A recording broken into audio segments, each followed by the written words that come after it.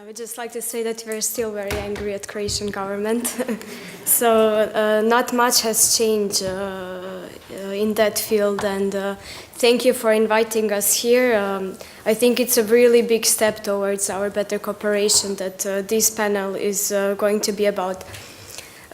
So I would just like to first say that why so many people from Are You Serious are this heartfelt about the crisis is because we are aware that this crisis is not just refugee crisis, it is actually the crisis of Europeanness. By the refugees coming into the Europe, we are really redefining who should be the European, who has the right. Is it a white Christian person, as the Europe sees itself often through the xenophobic and nationalist and even fascist parties that are growing? Or is it all of us, the refugees, the Croatian people, the Central European people, as we would like to see in this organization?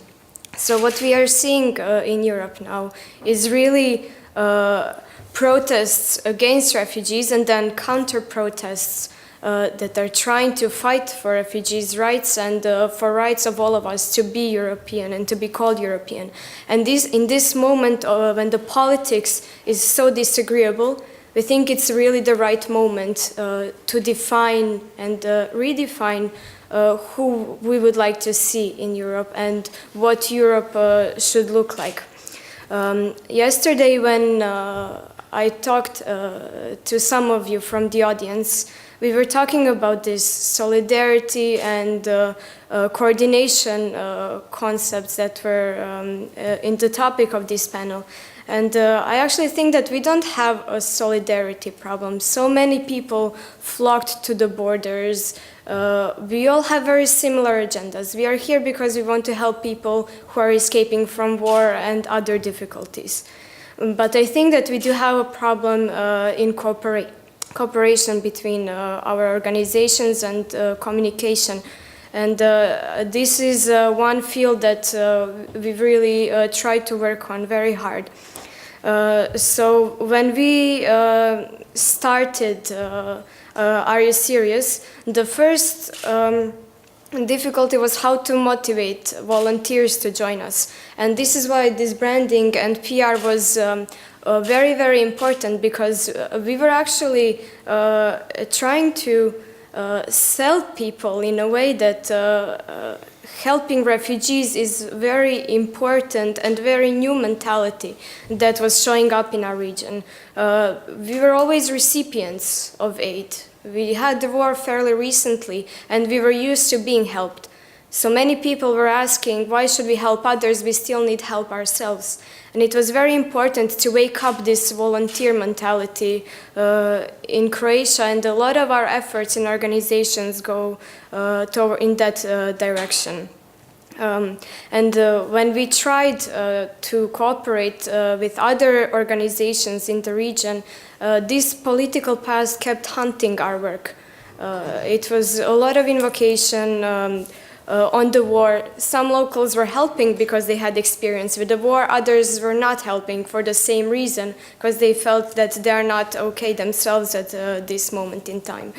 It also made a lot of difficulties in terms of how difficult was to cross some borders. When we tried to import donations to Serbia, it was always a very, very big difficulty with paperwork, with a lot of checks at the borders, and we think that it would be much easier if we don't have this political past in the region that is still alive today. One problem that I would like to emphasize first before I turn to cooperation between NGOs is the unwillingness of a lot of NGOs to cooperate with governments and with other institutions that are not civil society. Although we are reluctant and yes, we are always angry at these institutions, I think it is very, very important because NGOs can cooperate. but also nations need to cooperate, because borders are here. They interrupt our ways. They fragment the refugee processing activities. And we need to go towards lobbying and making this region really have some joint processing activities, or maybe issue humanitarian visa, or have some regional status determination. These are very, very important points that if we want to cooperate in the region, our nation states need to do so as well. At least we need to go towards all the processing activities being consistent in the region, because we are here from many countries, and whenever you hear our talks, you see that it is very different whether you apply for asylum in Serbia, in Croatia, or in Austria. You get very different decisions, very different outcomes, very different care, and it is important for this to be consistent if we want to cooperate, if we want to have the same conditions of work across the region and Europe. So as much as we don't like it, very often this cooperation with non-civil society is also very important, and to evoke the sharing of responsibility between the European countries. But back to cooperation between the civil society, I don't think it is the mutual trust that is an issue, but what kind of conditions we have while working in our own countries. So when we ask for funding in Croatia, we are able to do certain things that Croatia is interested in. When someone asks for funding in Serbia, they can do other things that Serbia is more interested in.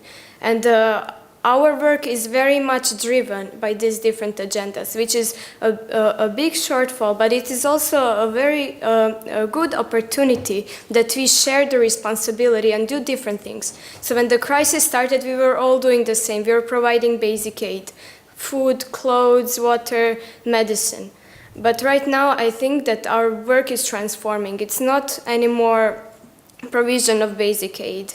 It is more sustainable work in integration, in allowing people to live and work and get education in Europe. And I think this is the crucial moment where we need to see how we can share the responsibility, how one organization can provide education to children of refugees, how other organization can provide adult education to some other refugees, how one organization can take care of medical stuff, and the fourth organization can deal with the legal aid and processing of the refugee claims. Not one organization can do one thing. I know, because I'm trying to do all of them, and it's not working. We really need to be able to share the responsibility and offer what we are best in. This is really the message that I would like to give today, for different organizations to think about what they can offer to others and to specialize. And this is where this project-based money that we all depend on is not really going to influence us in a bad way. It is just going to offer our service to other organizations, and that much better to refugees that need very specific things. Another issue that we are going to come to is this rise of xenophobia that is not influencing just refugees, it is also influencing volunteers and NGOs. So I think we are all aware of the anti-volunteering policies and anti-helping policies that are now coming in the new laws about foreigners, where literally giving a sandwich to a hungry person could be helping illegal migration and imprisonment. So this is something that we really need to fight against. The presence in media is crucial. The presence in media also connects us, because other people see us and they know what we do. So this is how we can really fight this fear by volunteers to help, and also at the same time achieve cooperation with others. And just because I have 5 more seconds, I will just put out there the idea of NGO that is specifically here for coordinating other NGOs, and nothing more, something to discuss about.